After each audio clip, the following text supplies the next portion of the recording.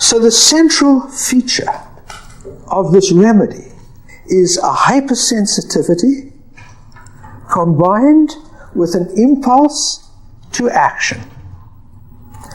Oversensitive to stimulation of the nervous system. It's sensitive to all external impressions.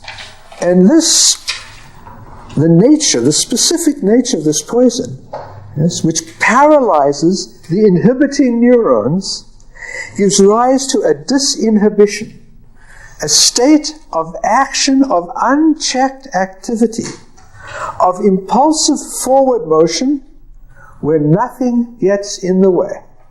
And this reflects very much the essence of this remedy, what we can say. And you can look at the rubrics. Impulsive, impetuous, hurry, haste, always in. Restlessness, nervousness, a tendency to be zealously restless and nervous.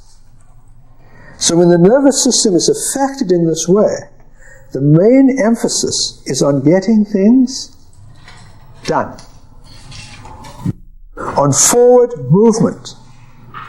And when there is this emphasis on getting things done and on forward movement, there's going to be a great deal of anger and irritability and frustration under what circumstance? When the forward movement is blocked. Yes. So, oversensitive, impatient, irritable. Of course irritable. Why irritable? Because the nervous system is firing all the time. Overstimulated, increased sensitivity to incoming sensory impulses. Oversensitive, impatient, irritable, and frustrated, especially by the speed at which their problems are taken care of. And if you look at the rubrics, you will see sensitive, oversensitive to the most trifling ailments, complaining of disease. These are small rubrics in a way. And this oversensitivity leads to irritability, which easily becomes an impulsive anger, because the impulses are not checked.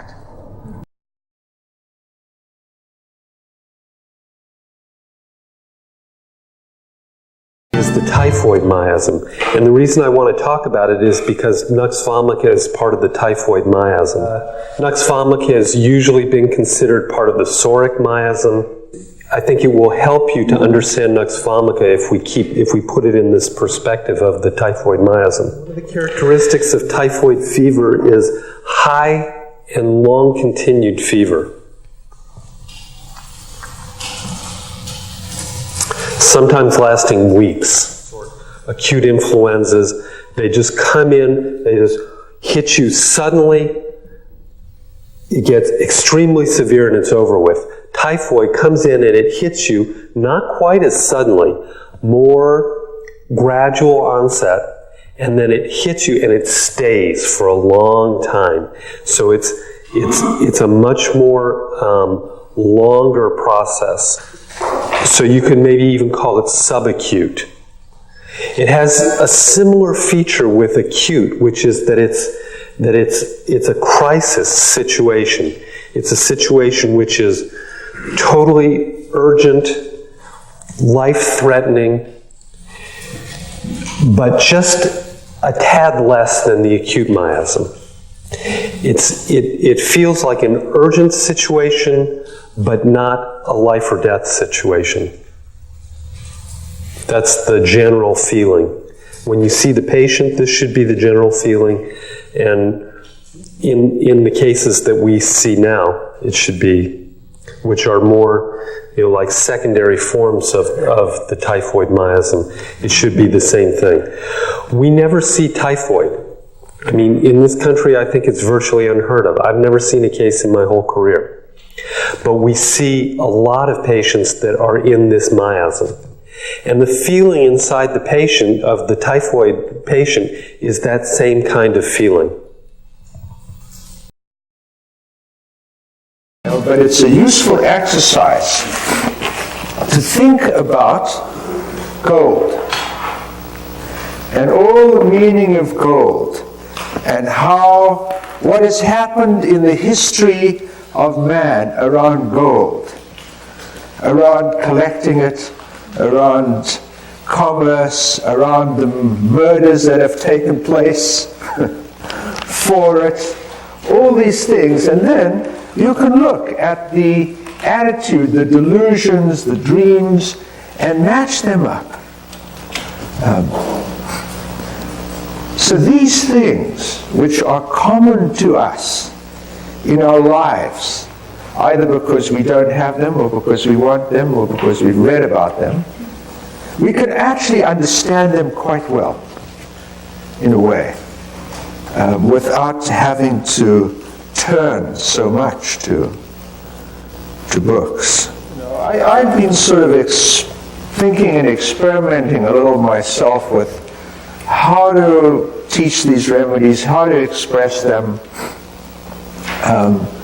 how to give the information in such a way that one doesn't get caught in the minutiae of the details, but that the sort of main features are remembered and put together. And so I'm not actually going to talk a whole lot. The natural life of a person, when you're young, what happens? You have lots of hope, lots of idealism. The world hasn't yet informed you of its reality. So when it begins to inform you, you can be crushed. Your idealism can be. And then you begin to close down. And you become more isolated, more protective, your sort of ideals go into your mind rather than your heart. So this sort of ailments, because you will see it in the repertory very strongly, suicidal from romantic disappointment.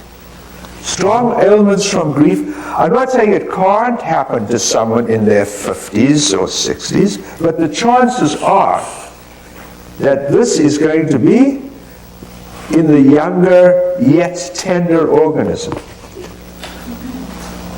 Because when you have a high standard, when there are issues of standards of purity, you can think like this. I mean, gold comes in different degrees.